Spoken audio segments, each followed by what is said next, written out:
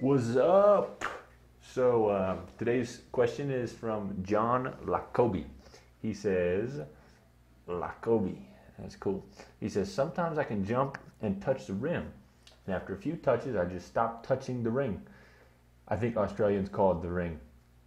We Americans call it the rim usually, right?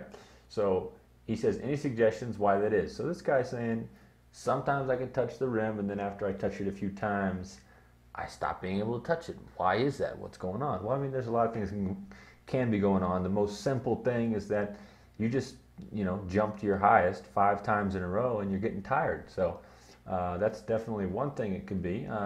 Another thing is you could be less or more warmed up.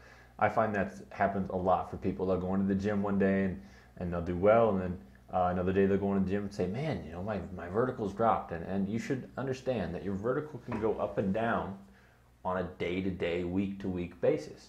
So 1 week one week or day, just because your vertical seems down, doesn't mean that your vertical is gone forever. It just means that sometimes your energy levels are higher. Could be because of sleep, could be because of diet, could be because of workload, could be because of a full moon.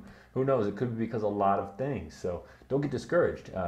And on the other hand, if one day you're just feeling amazing, and maybe you got adrenaline coursing through your system, or you're just feeling foxy, or maybe some suitor, some girl you like is watching you from the sideline, so you're doing something to impress her. I mean, there's a lot of reasons that can raise our performance as well.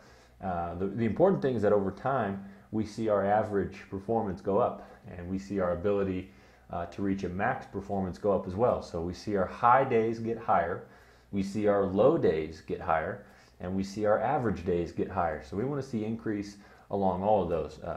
So don't get discouraged if you see an up and down kind of pattern. You're gonna see that when you work out, because if you work out correctly, it's gonna make you jump lower, probably by the end of the workout, and maybe even for a few days following it, depending on how well you recover and how much experience you've had with it. So don't get frustrated. It's just the way it is. It's just life. You go up, and you break down your muscles, and they go back up. It's just you've probably seen the other videos where we talk about that. The important thing is that I like to do.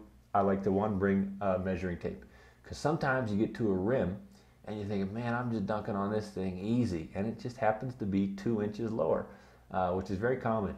In fact, here in Mexico, some of the rims are an inch higher or an inch lower on the other side of the court. So I know in the first half it can be dunk city, and the second half it won't be quite as easy, because even 2 inches can make quite a bit of difference. So anyways, I like to take my tape measure, and I like to see how high am I actually jumping on these days that feel great, so I can get an actual kind of constant feel. So bring a tape measure.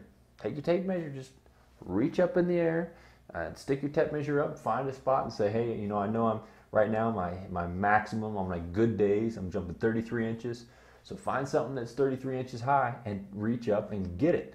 And don't judge by the rim, because rims vary a lot.